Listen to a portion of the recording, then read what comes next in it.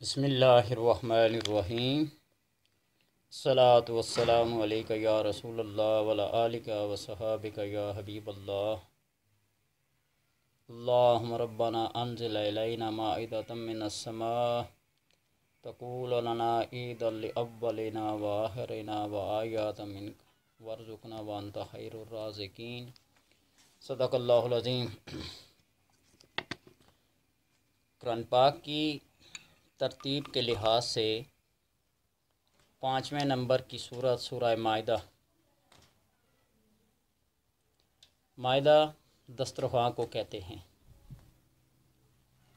یا دسترخوان کے اوپر نازل ہونے والی چیز،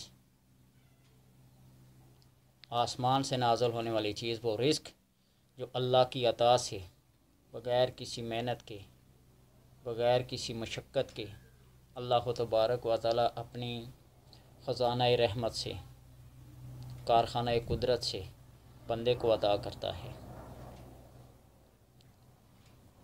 اس کے خواص بھی بے شمار ہیں، لیکن اگر کوئی تنگ دستی کا شکار ہو، غربت و افلاس کا شکار ہو، بغیر محنت اور مشقت کے وہ روزی کا طلبگار ہو، جس کو دست غائب کہتے ہیں، تو پوری صورت تو پڑھنی اپنی جگہ ایک مسلم حقیقت ہے، اس کی اہمیت اور اس کی افادیت کیا ہے، لیکن اس کی ایک آیت ربنا انزل علینا مائدۃ من السماء تقول لنا عیدا لاولنا وآخرنا وآیات منک وارزقنا وانت خیر الرازقین، یہ عیسیٰ علیہ السلام کی امت نے، ان کے حواریوں نے یہ مطالبہ کیا تھا کہ آپ اللہ سے دعا کریں،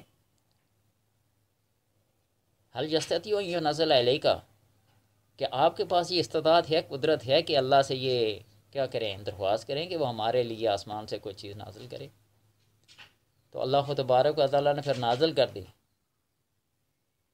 اور فرمایا کہ اس کے بعد بھی اگر تم نہ مانے فإنی أعذبہ عذابا لا أعذبہ أحد من العالمین، میں تم کو پھر ایسا عذاب دوں گا، ایسا عذاب دوں گا کہ کائنات میں، عالمین میں، جہانوں میں کسی کو ایسا عذاب نہیں دیا ہوگا۔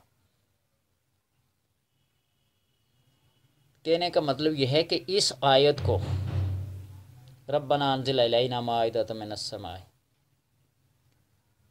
روزانہ چلتے پھرتے، اٹھتے بیٹھتے، یا ایک وقت مقرر کر کے، اس کی خاص مقدار مقرر کر کے آپ پڑھیں تو اللہ تبارک و تعالی آپ کو دست غائب عطا کرے گا۔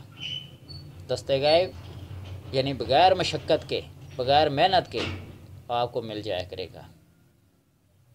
اور یہ دست غائب جب کسی کو ملتا ہے تو اس کے لیے یہ راز، یہ اسرار، یہ رمز، یہ خفیہ بات، یہ امانت سنبھال کے رکھنی پڑتی ہے۔ اگر لوگوں کے اندر اس کا پرچار کرنا شروع کر دے گا، مشہورگی کرنا شروع کر دے گا، اشتہار کرنا شروع کر دے گا، تو پھر اللہ تبارک و تعالی جس قدرت سے وہ اسے عطا کرتے ہیں، اسی قدرت سے وہ اسے واپس بھی لے لیتے ہیں۔ یہ اللہ کی امانتوں میں سے ایک امانت ہوتی ہے، اللہ کے رازوں میں سے ایک راز ہوتا ہے، ہر ایک کو ایسے نہیں ملتا۔ حضرت نظام الدین اولیاء رحمۃ اللہ تعالی 50 یا 70 اونٹ کا بوجھ ان کے پیاز کے چھلکوں کا جاتا تھا، جو ان کے لنگر میں کھانا چلتا تھا۔ جو پیاز کے چھلکوں کا گند ہوتا ہے نا، صاف کر کے کھلتے ہیں، 50 سے 70 اونٹ کا گند، وہ خود اندازہ لگائے کہ وہ کدھر سے آتا تھا، کہاں سے آتا تھا، کیسے آتا تھا۔ کوئی معمولی لنگر تو نہیں ہے کہ 50 یا 70 اونٹ کا بوجھ صرف پیاز کے چھلکے جاتے ہوں۔ اس کو کہتے ہیں دست غائب۔ جو اللہ کا ہو جاتا ہے نا، تو اللہ پھر اس کو یوں دیتا ہے، بغیر محنت جو اللہ کے لیے کام کرتا ہے، اللہ سے بغیر محنت پھر عطا کرتا ہے۔ لیکن نظام الدین اولیاء کے بارے میں نا، ان کی پیٹھ کو کسی نے دیکھا نا، زخمی زخمی ہے، کپڑے تبدیل کرتے ہوئے، قمیض تبدیل کرتے ہوئے کسی نے دیکھ لیا تو کہا حضرت یہ کیا ہے؟ کہا او تو نے دیکھ لیا میرے راز کو، کیا کر دیا، فاش کر دیا۔ لوگ کہتے ہیں لوگوں کا نذرانہ چڑھاوے، روزانہ کھاتا ہوگا، لیکن رات کے اندھیرے میں لکڑیاں کاٹتا ہوں، ان کو اپنی پیٹھ پہ رکھتا ہوں اور پھر بازار جا کے بیچ کے اپنے گھر کا نظام چلاتا ہوں، اپنے گھر کا لنگر کا نظام چلانا اور ہے، گھر کا نظام چلاتا ہوں۔ یہ نہیں ہے کہ لوگوں کے نظرے اور چڑھاوے سے اپنے گھر کا نظام چلایا جائے۔ سمجھ آ گئی؟ اس لیے جس بندے کی نظر لوگوں کے نذرانوں پہ ہے، چڑھاووں پہ ہو، اس کے اوپر کبھی اعتبار نہ کرنا۔ اس کو ایک ذریعہ مل گیا ہے کمانے کا۔ فقیر وہ آدمی ہے جس کے پاس کوئی چیز آئے تو وہ اللہ کی راہ میں لٹا دے۔ میرے شاہ صاحب کی مثال لے لیں، فرماتے ہیں کہ جس ریل میں وہ سفر کرتے تھے وہ ڈبہ نوٹوں کا، اجناس کا، نذرانوں کا، ہدیوں کا، تحائف کا بھر جاتا تھا۔ اس طرح ہونے کے باوجود بھی فرمایا کہ میرے اوپر زکوٰۃ کا نصاب لاگو نہیں ہوتا، صاحب نصاب نہیں ہوں۔ مطلب کیا کہ جو آتا تھا غریبوں، فقیروں، مساکین، جو جن کا حق ہے ان کی طرف لٹا دینا۔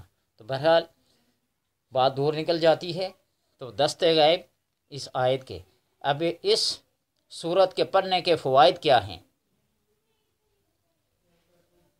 41 بار باوضو جو سورہ مائدہ کو پڑھے گا تو اس کے تمام گھر والے فقر و فاقہ سے محفوظ رہیں گے، اور اس کے پڑھنے والا دنیا کی نظروں میں، لوگوں کی نظروں میں عزیز ہوگا، صاحب عزت ہوگا، صاحب اکرام ہوگا، لوگ اس کی تعظیم کریں گے۔ اور اگر کوئی شخص اس کو لکھ کر اپنے صندوق میں رکھ لے تو اس کا سامان محفوظ رہے گا، چوری، ڈاکہ زنی، نقب زنی سے اس کا سامان کیا رہے گا؟ محفوظ رہے گا۔ اکثر لوگ کہتے ہیں نا ہمارے پیسے چوری ہو جاتے ہیں، چیزیں غائب ہو جاتی ہیں،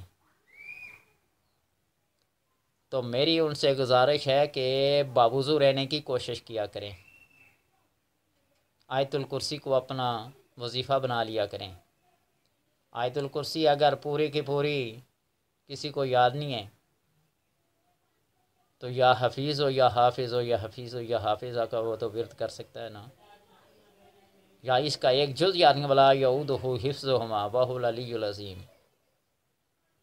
اللہ اپنے ذمہ لے لیتا ہے نا آیت الکرسی پڑھنے والے کو۔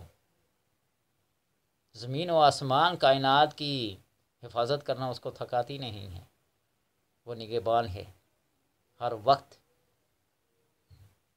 بندے کو نظر میں رکھتا ہے۔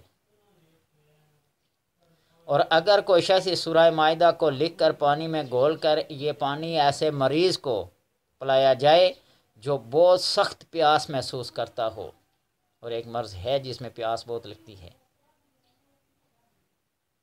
اس کے سامنے اگر گڑھوں کے گڑھوں، بالٹیوں کے بالٹی، ڈرم کے ڈرم پانی رکھ دیا جائے نا، وہ اس کے لیے ناکافی ہوتا ہے، پیاس کی شدت اتنی ہوتی ہے، تو گھول کر اس کو پلا دیا جائے تو اس مرض سے اس کو نجات مل جائے گی، پیاس کی شدت ہوتی ہے نا وہ اس سے ختم ہو جائے گی۔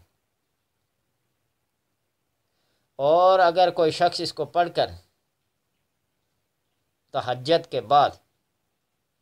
بعد اس کو 10 بار پڑھ کر اس کو عرق گلاب اور زعفران سے لکھ کر اپنے پاس رکھے تو اس کا کوئی مخالف اس کو نقصان نہیں پہنچا سکے گا۔ دشمنوں سے حفاظت کے لیے، حاسدین کے حسد سے، فاسدین کے فساد سے، اور آفات سماوی اور عرضی سے بندہ محفوظ رہتا ہے، اس کو کوئی چیز اس کا نقصان نہیں پہنچا سکتی۔ تہجد کے بعد اگر اس کو پڑھے اور اس کو لکھ کر اپنے پاس رکھے۔ اور اگر کسی شخص کی زبان لڑکھڑاتی ہو، لکنت ہو، زبان کے اندر رکاوٹ ہو، تو اس کو عرق گلاب اور زعفران سے لکھ کر اس کو گھول کر اس کو پلا دیا جائے۔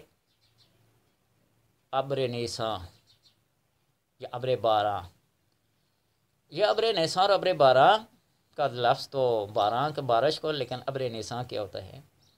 یہ ایک خاص بارش ہوتی ہے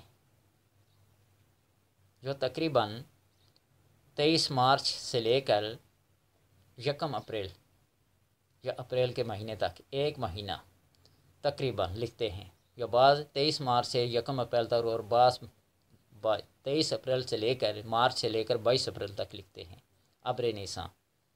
یہ خاص بارش ہوتی ہے، جب نکلتی ہے تو اس سے سیپیاں پیدا ہوتی ہیں، موتی من کے جو دریاؤں کے اندر ہوتے ہیں، اور جو سیپیاں اس بارش کے دوران میں باہر نکل کر اپنا منہ کھولتی ہیں، اور بارش کے قطرے جو ان کے منہ کے اندر جاتے ہیں وہ موتی بن کر نکلتے ہیں۔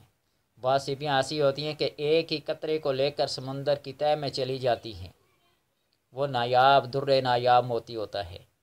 بعض لالچ میں آ کر 2 سے 3 قطرے لے لیتی ہیں، بعض اس سے بھی زیادہ قطرے لے لیتی ہیں، اور جوں جتنے قطرے زیادہ ہو جاتے جائیں گے موتیوں کی قدر و قیمت کم ہوتی جائے، اور جس نے ایک ہی موتی پہ قناعت کر لی، ایک ہی قطرے پہ، اور سمندر کی تہہ میں جا کر اس نے اپنی زبان کو بند رکھ لیا، سیپی کی بات کرتا ہوں، تو وہ اس سے وہ در نایاب نکلتا ہے جس کی قیمت کئی سو موتیوں سے بھی زیادہ ہوتی ہے۔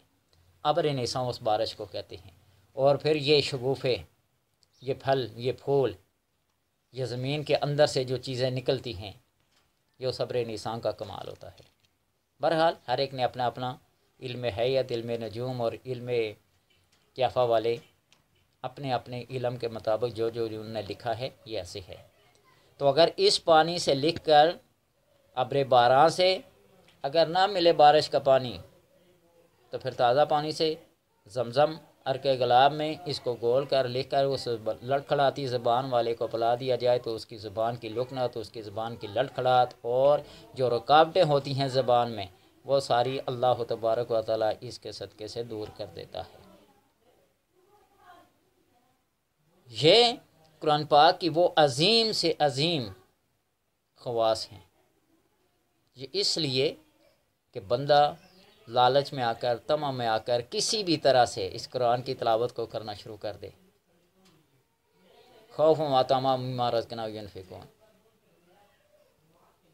خوف کی وجہ سے، طمع کی وجہ سے، جنت کی وجہ سے، دوزخ سے بچنے کی وجہ سے، کوئی بھی اس کو غرض ہو، اللہ تبارک و تعالی اس کلام کے پڑھنے والے کو کبھی ناکام اور مراد نہیں چھوڑتے۔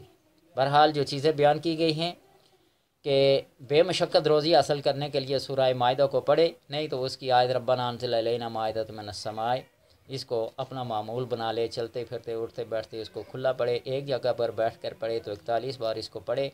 اور حسن آج کل رمضان کا مہینہ ہے، اگر اس کو افطاری کے ساتھ پڑھا جائے، 3 دفعہ سورہ اخلاص اور 1 دفعہ سورہ الحمد، سورہ فاتحہ پڑھ کر اس کے ساتھ ہی یہ آیات پڑھی جائیں، ربنا انزل علینا مائدۃ من السماء، تو اللہ تبارک و تعالیٰ پھر اپنا وہ کمال، اپنا وہ عنایت، اپنی وہ رحمت نازل کرتا ہے جو حساب و کتاب شمار سے باہر ہوتی ہے، سمجھے؟